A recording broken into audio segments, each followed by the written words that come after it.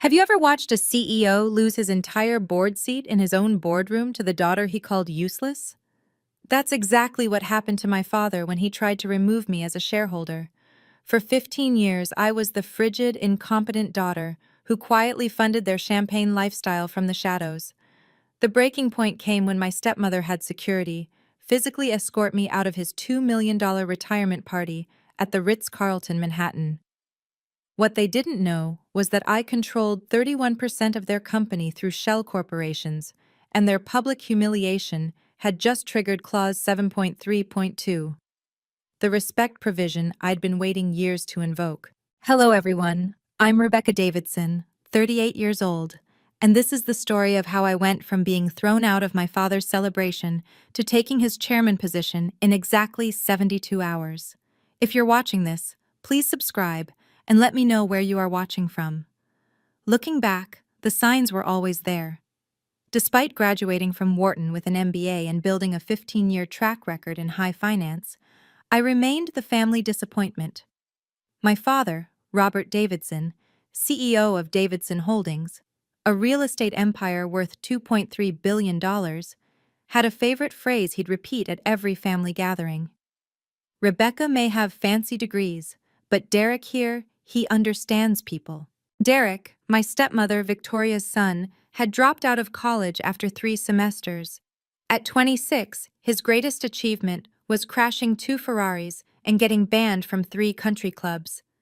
Yet somehow, in my father's eyes, he possessed that intangible quality I apparently lacked, the ability to connect. I remember the Thanksgiving when my aunt asked about my work. Before I could answer, my father cut in. Rebecca works with numbers all day.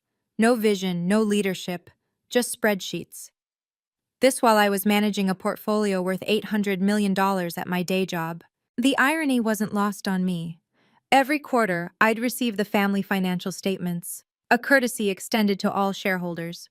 The company was hemorrhaging money from what they called client entertainment and relationship building, code for Derek's gambling debts and Victoria's shopping sprees.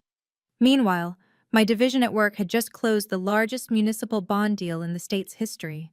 But I kept showing up, kept smiling, kept transferring money when Victoria's texts came through demanding urgent family support.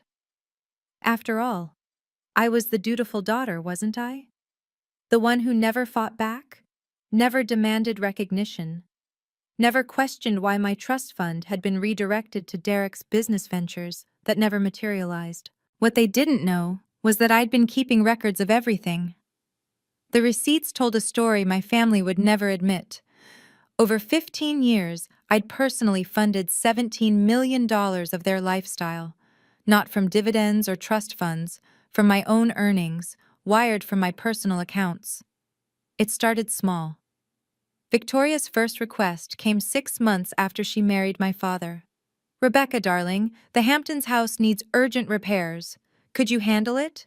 Your father's having cash flow issues this quarter. $400,000. I paid it without question. Then came the yacht. The Davidson name needs to maintain certain standards, my father had said, not looking up from his Wall Street Journal.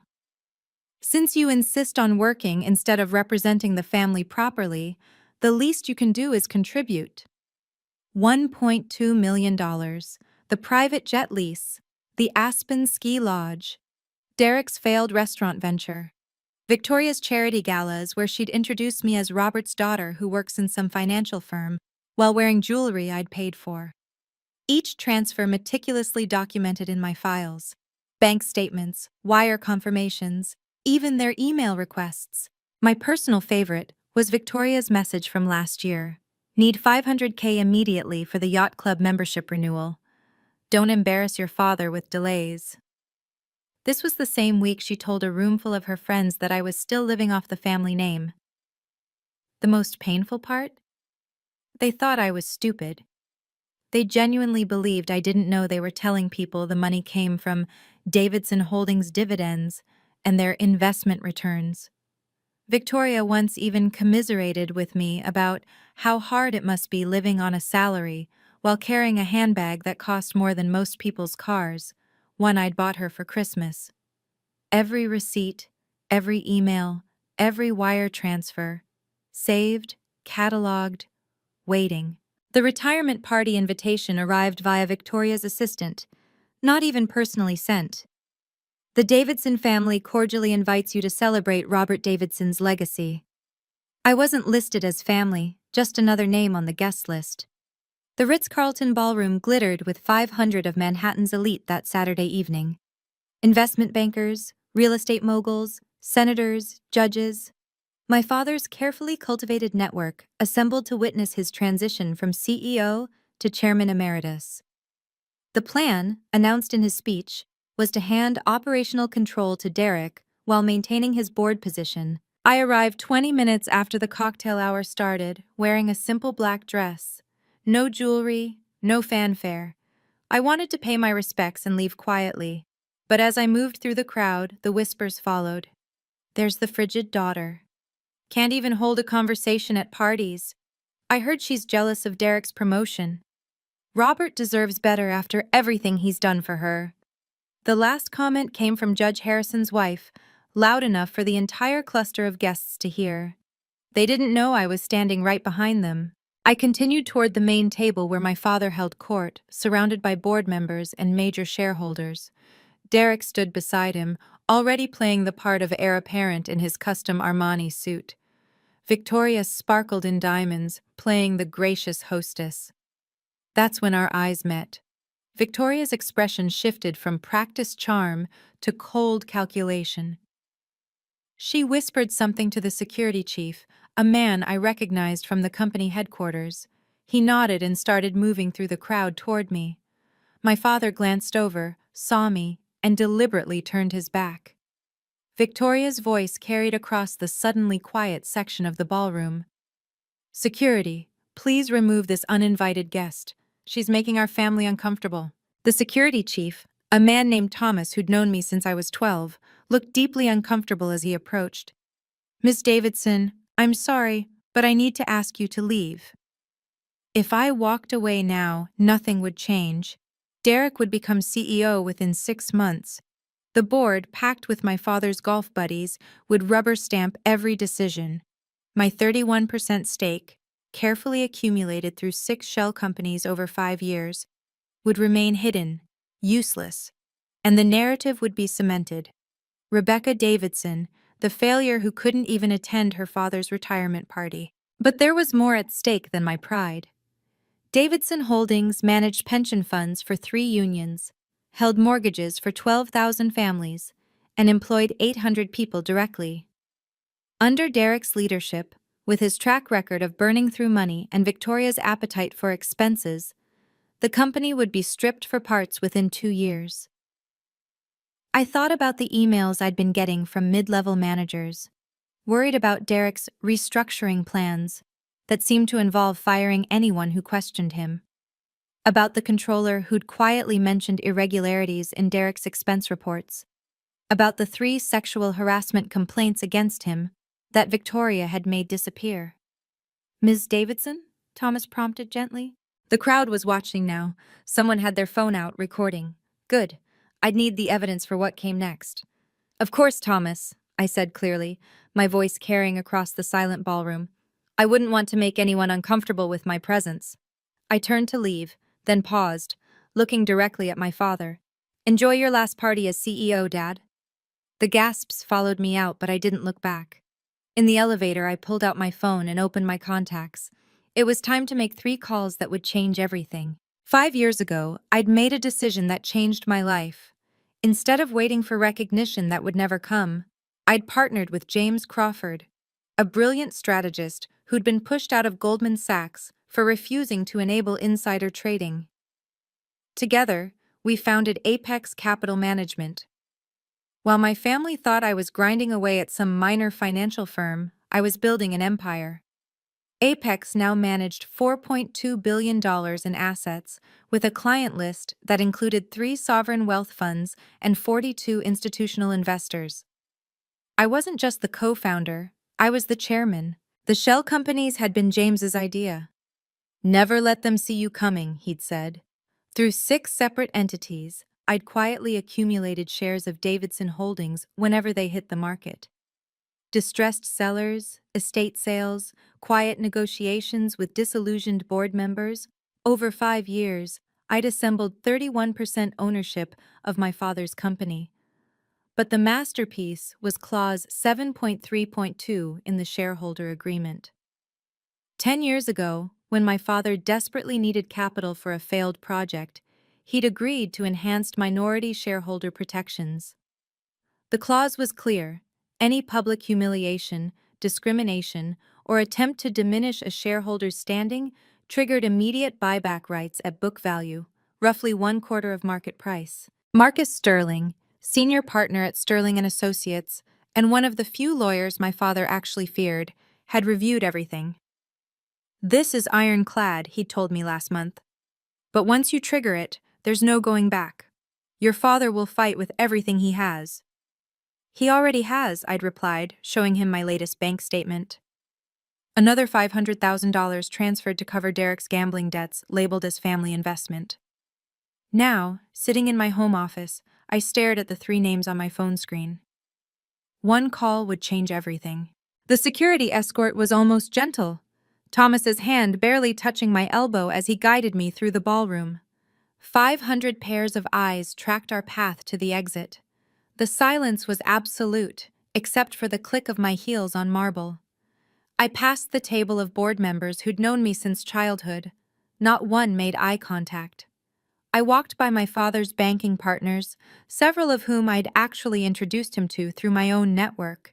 They studied their champagne glasses as if they contained the secrets of the universe. At the doorway, Victoria's voice rang out one more time. "This is what happens when family members forget their place." I stopped, turned. The entire room held its breath. "You're absolutely right, Victoria," I said, my voice carrying clearly. I did forget my place. I looked directly at my father, who still wouldn't meet my eyes. I forgot that my place was never at this table, no matter how much I gave. I forgot that my place was to fund your lifestyle while being called useless. I forgot that my place was to watch Derek destroy everything grandfather built while staying silent. The blood drained from Victoria's face. She knew that tone. It was the same one I'd used when I caught her embezzling from the charity fund 3 years ago, right before I'd covered it up to protect the family name. "But don't worry," I continued, pulling out my phone. "I remember my place now." I walked out as the whispers exploded behind me. In the taxi, my hands were perfectly steady as I made the first call. "Marcus, it's Rebecca.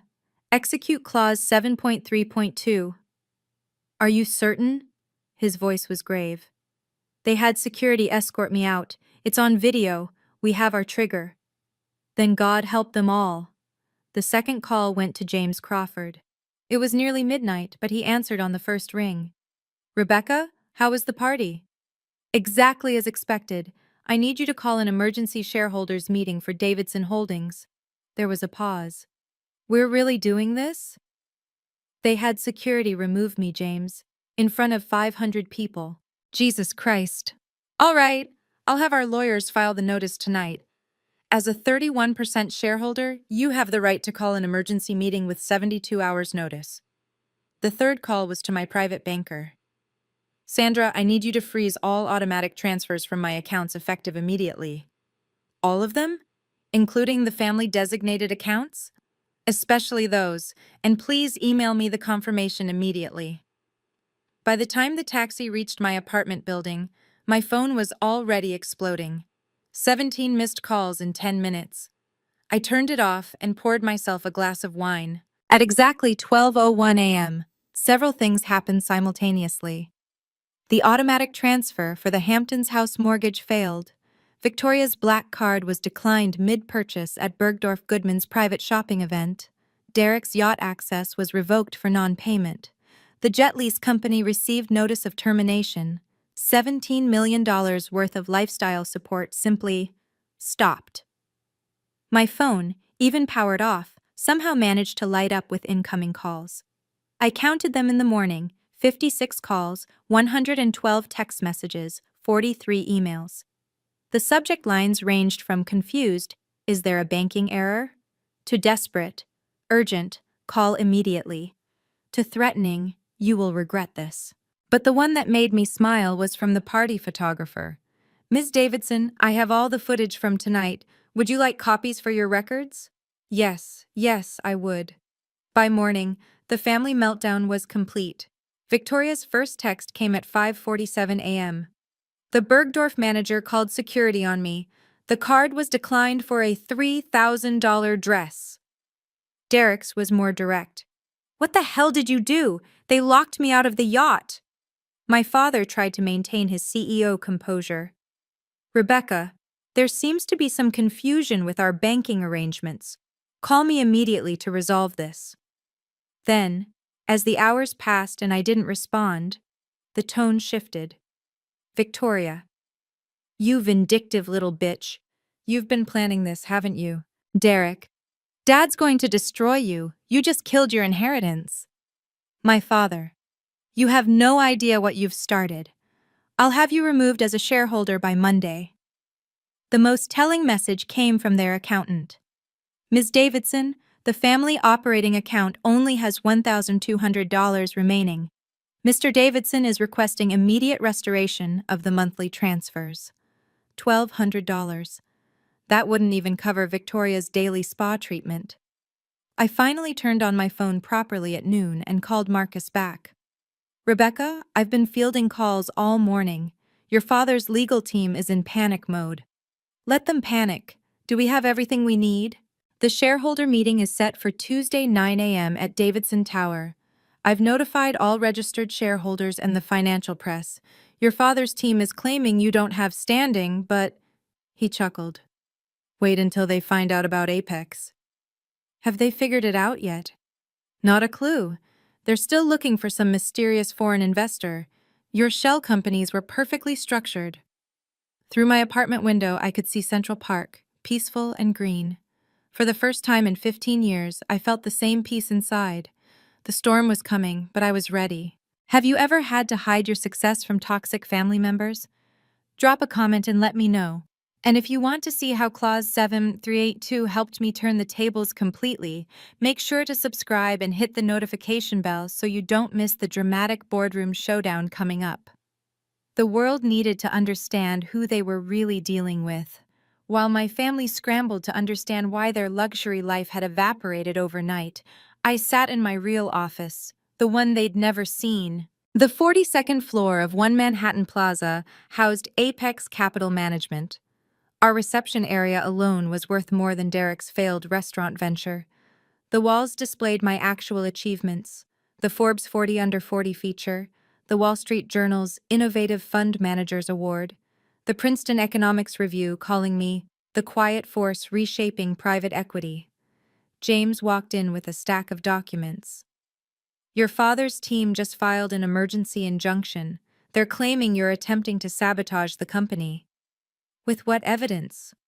They don't have any. They're fishing. But Rebecca, they still don't know about Apex. They think you're acting alone, maybe with some borrowed money. I pulled up our investor portal on the main screen. $4.2 billion under management. 212 portfolio companies. Institutional clients that included the California Teachers Pension Fund and the Norwegian Sovereign Wealth Fund.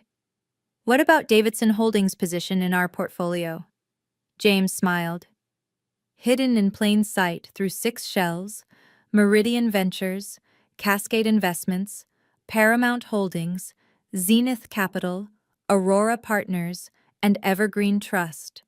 Combined, they own 31% of Davidson Holdings. And the SEC filing?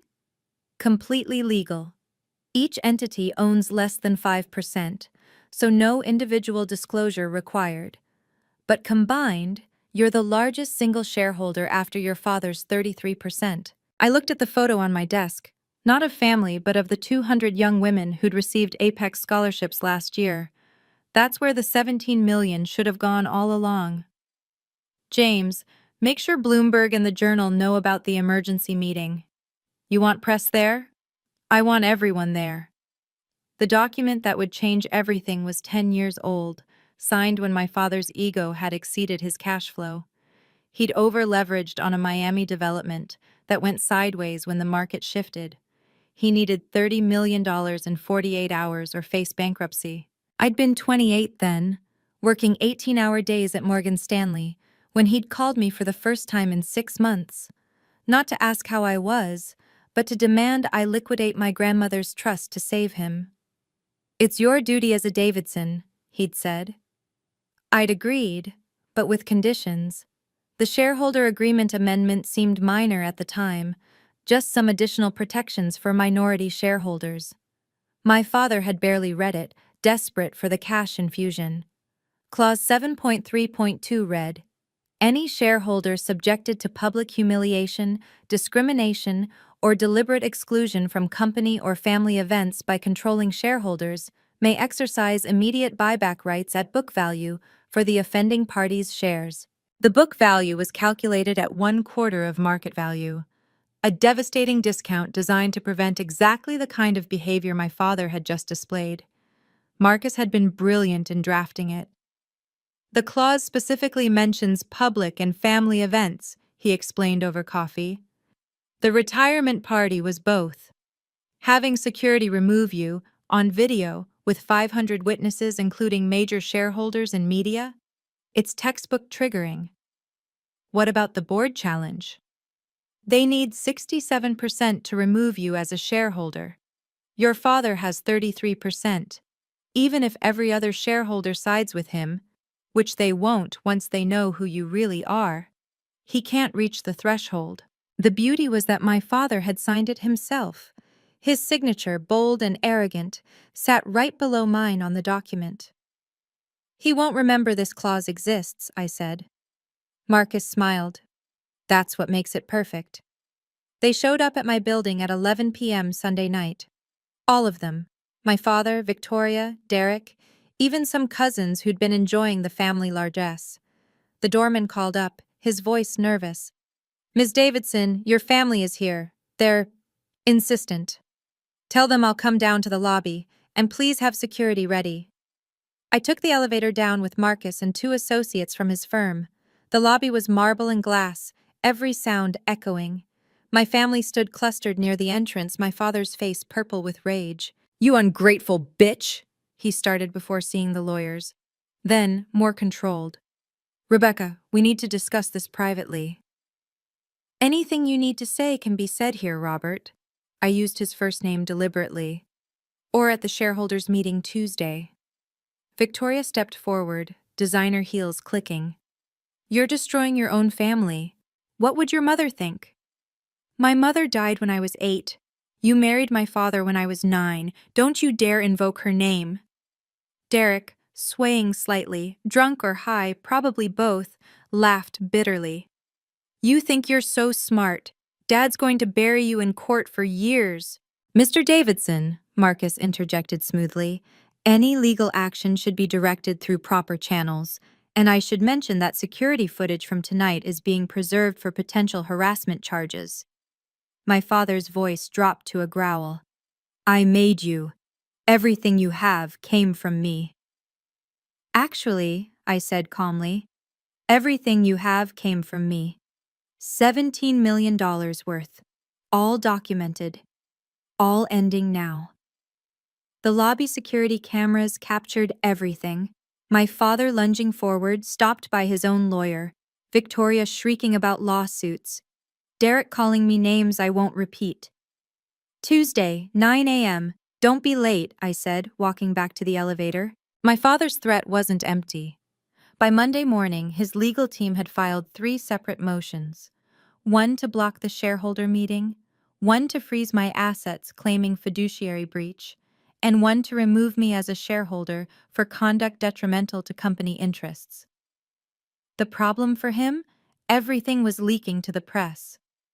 Davidson family feud erupts over control of 2.3B empire. Wall Street Journal. Mystery shareholder challenges Davidson CEO. Bloomberg. Video shows CEO's daughter ejected from retirement gala. Business Insider. The video from the party had gone viral on financial Twitter. That Davidson drama was trending. The stock had dropped 8% in pre-market trading. My phone rang. It was Harrison Mitchell, the lead independent board member. Rebecca, what the hell is happening? Robert says you're trying to stage a hostile takeover. Harrison, I'm the largest shareholder after my father. I'm calling a meeting as is my right. Everything else is just noise. Largest shareholder? You own maybe 2% through that trust. I own 31% through various entities. You'll see the documentation Tuesday. The silence lasted so long I thought he'd hung up. Then, Jesus Christ, Rebecca, he has no idea, does he? No. The board. We've been concerned about Derek's succession plan. If what you're saying is true, it's true. And Harrison? You might want to review Clause 7.3.2 in the shareholder agreement, particularly in light of Saturday's events. Another long pause. I'll see you Tuesday. By market close, Davidson Holdings had lost $200 million in market cap. 3 institutional investors had called emergency meetings, and my father had left 17 voicemails, each more desperate than the last. The empire he'd built on my money and my mother's name was cracking. And we hadn't even gotten to the main event yet. By Monday evening, the entire financial world was watching. CNBC ran a special segment, The Davidson Dynasty in Crisis. The video from the Ritz-Carlton had been viewed over 3 million times. Someone had leaked that the family's lavish lifestyle had mysteriously halted over the weekend. But the real bombshell came from an unexpected source. Patricia Chen, now Patricia Smith after her marriage, the company's former CFO who'd been pushed out 5 years ago for disagreeing with strategic direction, went on Bloomberg. I'm not surprised, she said calmly. Rebecca Davidson was the only one in that family who understood numbers. While Derek was burning through investor money on vanity projects, she was asking the real questions. They silenced her every time. The interviewer leaned forward. You're saying Rebecca had concerns about company management? I'm saying she was the only one who cared about fiduciary responsibility. There's a reason she was never given a board seat despite being a shareholder and having more financial experience than half the board combined. My phone buzzed. James. Your father's team just called. They want to negotiate. No. They're offering you a board seat and a public apology. No. Rebecca, they're desperate. I think they finally pulled the corporate records. They know about Apex. I looked out at the city lights.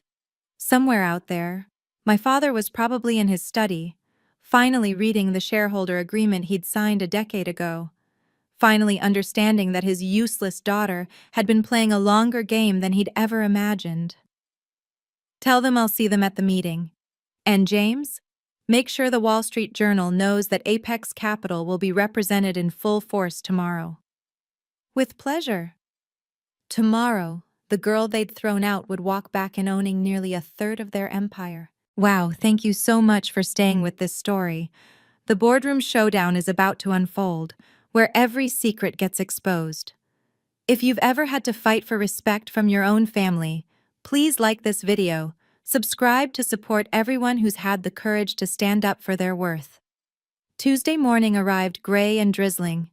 Davidson Tower pierced the clouds, 67 floors of glass and steel that represented everything my grandfather had built and my father had leveraged. The boardroom on the 67th floor was already filling when I arrived at 8:45 a.m. 200 shareholders, 30 financial reporters, and a live CNBC feed that my father's team had tried desperately to block.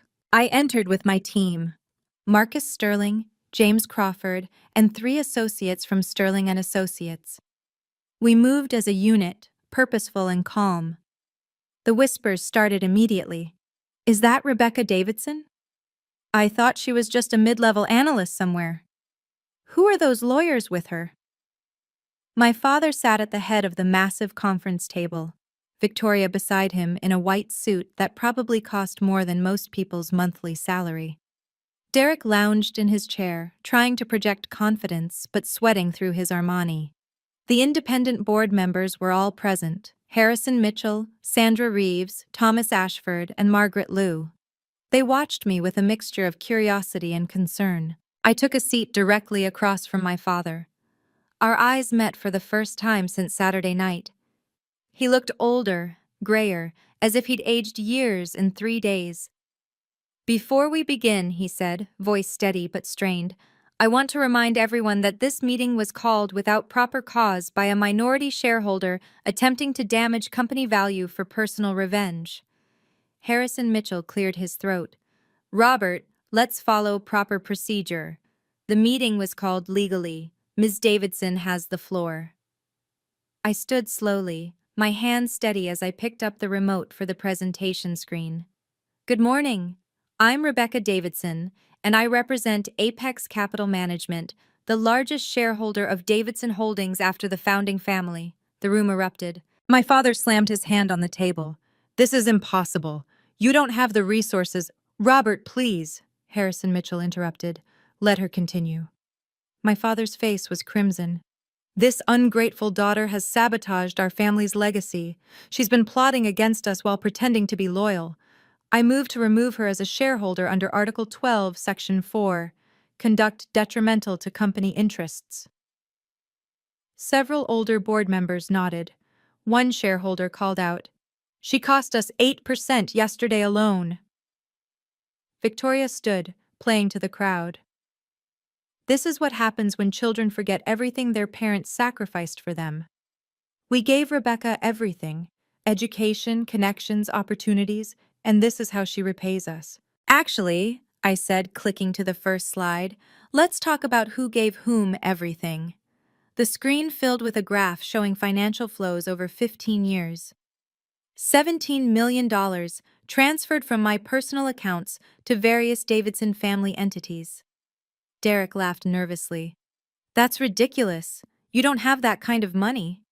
"From 2010 to 2025, I continued, "I personally funded the Hamptons estate mortgage, the yacht, the jet lease, Derek's failed ventures, Victoria's charity galas, and approximately 300 other expenses."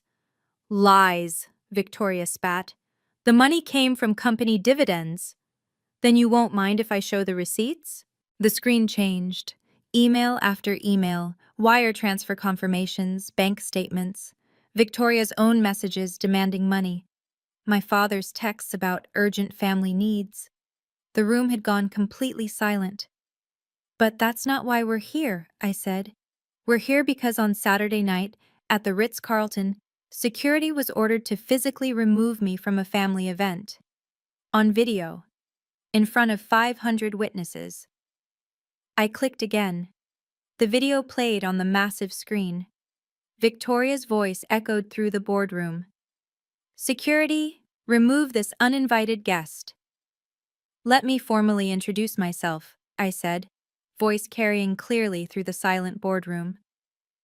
"I am Rebecca Davidson, co-founder and chairman of Apex Capital Management." The presentation slide changed, showing Apex's logo and statistics. Gasps rippled through the room. "Apex manages $4.2 billion in assets. We have 212 portfolio companies. Our investors include 3 sovereign wealth funds and 42 institutional investors." My father's lawyer stood up. "This is irrelevant to—" "Through 6 legally structured entities," I continued, "Apex controls 31% of Davidson Holdings. Combined with my personal 2% stake, I am the largest single shareholder block after the founding family's 33%. The screen showed the ownership structure. Meridian Ventures, Cascade Investments, Paramount Holdings, Zenith Capital, Aurora Partners, and Evergreen Trust, each owning between 4.8% and 5.2%, carefully under the disclosure threshold. Harrison Mitchell leaned forward. When did this happen?" "Over the past 5 years. Every purchase was legal, filed properly with the SEC, and executed at market price." Derek stood up, pointing at me. "This is corporate espionage. She's been spying on us." "I've been investing in my family's company," I corrected, "while being systematically excluded from any meaningful participation despite my qualifications and shareholding." Margaret Liu, one of the independent directors, spoke up. Ms. Davidson, your credentials are impressive, but this seems like an elaborate revenge plot. No, Ms. Liu, this is about fiduciary responsibility. I click to the next slide. Let's discuss Davidson Holdings' financial performance under current management. The numbers were damning. Overhead expenses up 300%. Client entertainment consuming millions. Derek's division losing money for 7 straight quarters. But the truly concerning part, I said, is what triggered today's meeting. The room held its breath. Marcus, I said, would you please explain Clause 7.3.2? Marcus Sterling stood, his presence commanding immediate attention. Every major shareholder knew his reputation. He'd never lost a corporate governance case. 10 years ago, when Davidson Holdings required emergency capital, an amendment was added to the shareholder agreement. Clause 7.3.2 states, any shareholder subjected to public humiliation, discrimination, or deliberate exclusion from company or family events by controlling shareholders may exercise immediate buyback rights at book value. He clicked his own remote. The clause appeared on screen, highlighted in yellow, with my father's signature bold at the bottom. The triggering event is documented on video. Ms. Rebecca Davidson, a registered shareholder, was publicly humiliated and physically removed from a family event by security at the direct order of controlling shareholders. My father's lawyer jumped up. That clause was meant for hostile takeovers, not family disputes. The language is clear and unambiguous, Marcus replied. It makes no distinction between family and non-family shareholders. In fact, it specifically mentions family events. What's book value? A shareholder called out. James Crawford stood. Current book value is $45 per share. Market price closed yesterday at $178. The math was brutal. If I exercised the clause, I could force my father to sell his shares at a 75% discount. This is extortion, Victoria shrieked. This is contract law, Marcus said calmly. Mr. Davidson signed this agreement. He's bound by it. Harrison Mitchell was reading the clause on his tablet. Robert, did you know about this provision? My father's silence was answer enough. Furthermore, Marcus continued, the video evidence shows clear discrimination. Multiple witnesses heard Mrs. Davidson refer to Rebecca as useless and state she was making the family uncomfortable. Every document has been authenticated, Marcus concluded. The clause is now active. I hereby exercise my rights under Clause 7.3.2, I announced. I'm offering to purchase all shares held by Robert and Victoria Davidson at book value. The room exploded. Reporters were typing furiously. Several shareholders were on their phones with their own lawyers. My father looked like he'd been punched in the stomach. You can't do this, he whispered. The math is simple, James explained to the room. At book value, the Davidson family's 33% stake is worth approximately $340 million. At market value, it's worth $1.3 billion. The difference is nearly $1 billion in lost value. However, I continued, I'm willing to offer an alternative. The room quieted. Option 1. You sell to me at book value as the contract requires. Option 2. You retain 15% of your shares, but immediately resign from all executive and board positions. Derek is permanently barred from any role in the company. Victoria's consulting contracts are terminated. My father's lawyer whispered urgently in his ear. Victoria was sheet white, gripping the table. You have 5 minutes to decide, I said. Harrison Mitchell spoke up. As lead independent director, I should note that several institutional shareholders have already expressed concern about succession planning. This situation, regardless of outcome, requires serious governance review. Thomas Ashford, another board member, added, I move for an immediate vote of no confidence in current leadership. Seconded, said Margaret Liu. My father stood, shaking. This is my company. My father built this with my mother's money, I interrupted. The seed capital came from her family trust, the same trust you've been pillaging for 30 years. 4 minutes and 30 seconds later, my father's lawyer spoke. My clients will accept option 2. The empire had fallen. Not with violence or rage, but with contracts and clauses. "We need to vote," Harrison Mitchell announced. "All in favor of accepting the immediate resignation of Robert Davidson as chairman and CEO?" Hands rose throughout the room. I counted 67%, exactly the threshold needed. My 33% plus the independent directors, plus several institutional investors who'd been waiting for this moment. Motion carried. Robert Davidson, you are hereby removed from all positions at Davidson Holdings, effective immediately. My father sank into his chair. 3 decades of power gone in seconds. I also moved to remove Victoria Davidson from her role as CFO and terminate all consulting agreements, Sandra Reeves added. Another vote, another landslide. "And Derek Davidson is barred from any employment or board position with the company," Margaret Liu stated. Derek laughed bitterly. "You think you've won? You've destroyed our family." "No," I said quietly. "You destroyed our family when you decided I was worthless despite evidence to the contrary. When you took my money while calling me useless. When you had security escort me out like a criminal." Harrison cleared his throat. "Ms. Davidson, the board would like to offer you the position of CEO." The offer hung in the air. This was what I'd supposedly wanted, wasn't it? To take over, to prove myself, to show them all? "No," I said. The room stirred in surprise. "I nominate Jonathan Hartley from our Singapore office. He's brilliant, ethical, and has no connection to this family drama. I'll remain a major shareholder and serve as chairman of the board, but I have my own company to run." It was the ultimate power move, showing I didn't need their validation anymore. "Furthermore," I continued, "the $17 million in family support will be redirected to the Rebecca Davidson Foundation for Women in Finance, effective immediately." The meeting concluded at 10:47 a.m. My father left without a word, Victoria trailing behind him, her heels clicking a retreat. Derek had to be escorted out after he kicked a chair, but I wasn't finished. "One more thing," I announced as people started to leave. "All senior executives will undergo a forensic audit. Any irregularities in expense reports or company fund usage will be investigated fully." Several executives suddenly looked uncomfortable. They knew what that meant. Derek's gambling debts charged as client entertainment, Victoria's shopping sprees labeled as marketing expenses, the phantom consulting fees to her friends. Outside the boardroom, the media was waiting.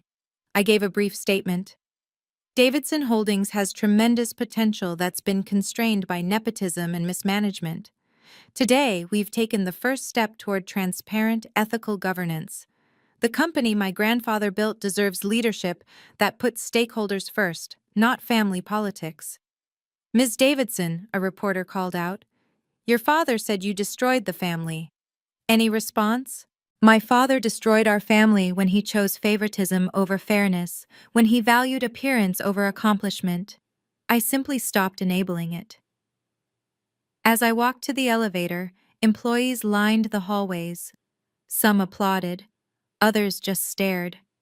The controller who'd warned me about Derek's expenses mouthed, "Thank you."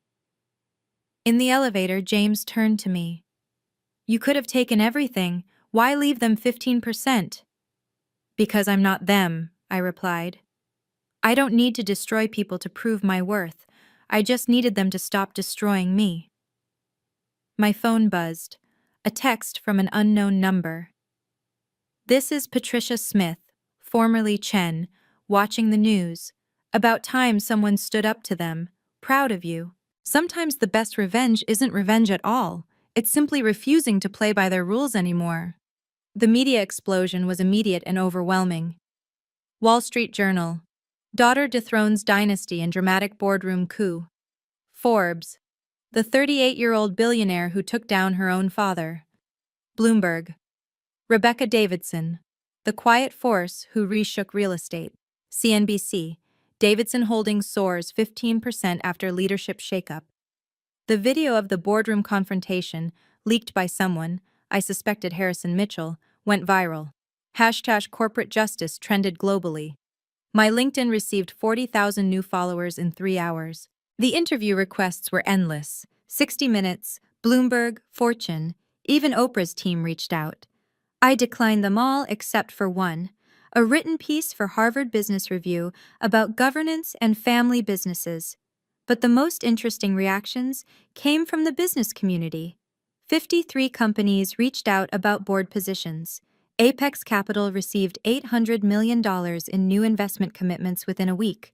Our inbox flooded with pitches from female founders who said my story inspired them to seek funding. The controller from Davidson Holdings, Jennifer Martinez, sent me an email. The forensic audit found $47 million in questionable expenses over 5 years. Derek alone accounted for $12 million. The new CEO is pressing charges. 3 other family companies reached out privately, asking for advice on dealing with similar situations. Apparently, toxic family businesses were more common than anyone admitted publicly. The Singapore office's Jonathan Hartley accepted the CEO position and immediately implemented new governance policies. The stock hit an all-time high of $207 per share. My $15 million foundation had already received an additional $5 million in donations from other women in finance who wanted to support the next generation. But the number that mattered most? 0. That's how many times my family contacted me directly after the meeting. They finally understood that boundaries weren't suggestions anymore. 2 weeks after the meeting, the attempts at reconciliation began. First came my father's email, 3 pages of self-pity disguised as apology. "Rebecca, I've had time to reflect on my actions. I realize now that I always knew you were funding our lifestyle. I was too proud to acknowledge it. Your mother would be disappointed in how I treated you. Can we meet to discuss rebuilding our relationship?" I forwarded it to Marcus with 2 words. No response. Victoria tried a different approach, sending messages through mutual acquaintances. "She's willing to apologize publicly," one society friend told me at a charity event. "She says she was threatened by your intelligence and acted out of insecurity." "Tell her to save it for her therapist," I replied. Derek showed up at Apex Capital's building, drunk at 2 p.m. on a Wednesday. Security called me directly. "Ms. Davidson, your brother is in the lobby. He's agitated." "He's not my brother. He's my former stepbrother. And if he doesn't leave immediately, call the police." Through the security footage, I watched him being escorted out, screaming about family loyalty. The irony wasn't lost on me. He wanted loyalty after showing none. The most pathetic attempt came from a lawyer representing them collectively.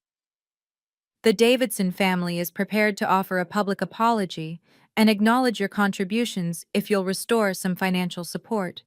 They're struggling to maintain basic necessities." Basic necessities. Victoria's definition included a full-time driver and weekly Botox. "Tell them," I said slowly, "that I'll provide exactly the same support they offered me when I was building my career. None. Some bridges, once burned, should stay ash, not out of cruelty, but out of wisdom. They'd shown me who they were for 15 years. I finally believed them."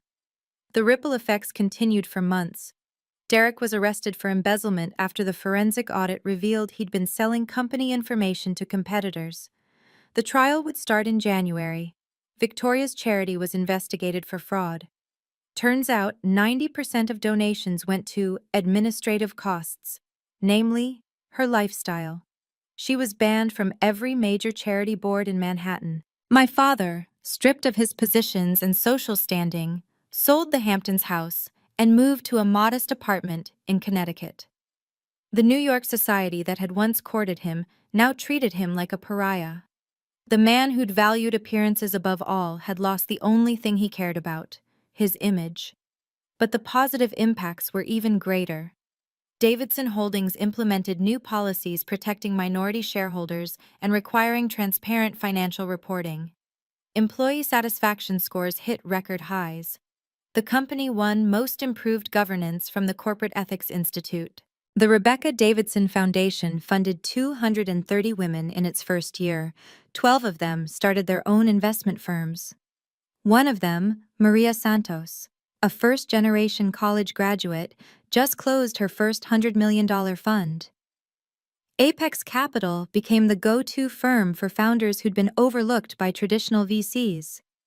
We funded 47 women-led companies and 28 minority-led startups. Our returns beat every major fund in our class. I received a letter from my grandmother's estate lawyer, something she'd written before she died, but asked to be delivered when Rebecca finds her strength. It simply said, "Your mother would be proud. Never apologize for knowing your worth." At the 1-year anniversary of the boardroom coup, someone asked me if I regretted anything. "Yes," I said. "I regret waiting so long to choose myself." The reporter seemed surprised. "That's it?" "That's everything." 1 year later, I established the boundaries that should have existed all along. Communication with family was limited to quarterly emails through lawyers, strictly about remaining shared business interests. No personal meetings, no phone calls, no emergency requests. I didn't attend family events. Not the weddings of distant cousins who suddenly remembered I existed. Not the funeral of my father's brother who'd watched me be humiliated for years in silence. My absence spoke louder than any words could. The therapy helped more than I'd expected. Dr. Sarah Winters specialized in family trauma and financial abuse. "You were the family ATM," she said during our third session. "They programmed you to believe your only value was what you could provide." "But I let them," I said. "You were a child when it started. Children don't let abuse happen. It happens to them." We worked through the guilt, the anger, the grief of losing a family I'd never really had. I learned that boundaries weren't walls. They were gates that I controlled. The hardest part was accepting that they'd never really change. My father sent monthly letters, each one a masterclass in manipulation. Victoria posted cryptic social media messages about family forgiveness. Derek gave an interview to a tabloid claiming I'd stolen his inheritance. I responded to none of it. Instead, I built my chosen family. James Crawford became the brother I'd actually wanted. Marcus Sterling and his wife invited me to holidays. The women from the foundation formed a network of support that felt more like family than blood ever had. My new rule was simple. Anyone who wanted to be in my life had to respect my worth from the start. No proving necessary, no payment required, just mutual respect. It really was that simple. The lessons I learned could fill a book, and eventually did. Worth, A Guide to Recognizing Your Value, hit #1 on the New York Times business bestseller list. The core message was simple but revolutionary for those of us raised to be givers. Your worth isn't determined by those who refuse to see it. I learned that respect can't be purchased. $17 million hadn't bought me a seat at their table. But the moment I stood up and walked away, I realized I'd been sitting at the wrong table all along. I learned that true power isn't about destroying others. It's about knowing when to use your strength and when to walk away. I could have taken everything from them.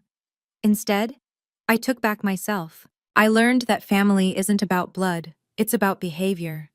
The people who truly loved me never needed me to prove my worth.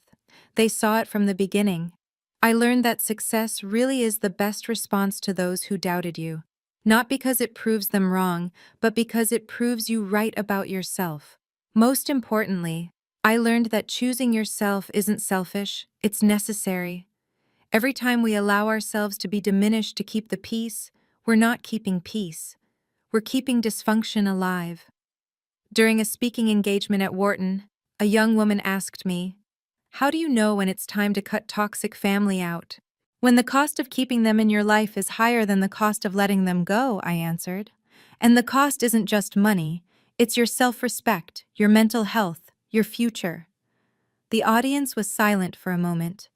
Then the applause started, and it didn't stop for a full minute. Sometimes the most powerful thing you can do is simply refuse to play by rules you didn't write. Today, 3 years after that night at the Ritz-Carlton, my life is unrecognizable in the best way. Apex Capital manages $12 billion across 4 continents. We're the largest female-led investment firm in North America. Our returns consistently beat the market, proving that investing in overlooked founders isn't charity, it's smart business. The foundation has funded over 1,000 women, creating a network of leaders who support each other. Maria Santos, our first recipient, just hired our 100th recipient. The cycle of empowerment continues. Davidson Holdings thrives under ethical leadership. The stock trades at $340, nearly double what it was under my father. Employees own 15% through a program I insisted on. The company my grandfather built finally serves all its stakeholders, not just the family. I sleep peacefully in my penthouse apartment, no longer jumping when my phone rings at night. No more emergency transfers, no more emotional manipulation, no more being told I'm not enough. My father still sends letters, I don't read them anymore. They go straight to a file Marcus maintains in case legal action is ever needed. Victoria remarried. Some hedge fund manager who doesn't know her history.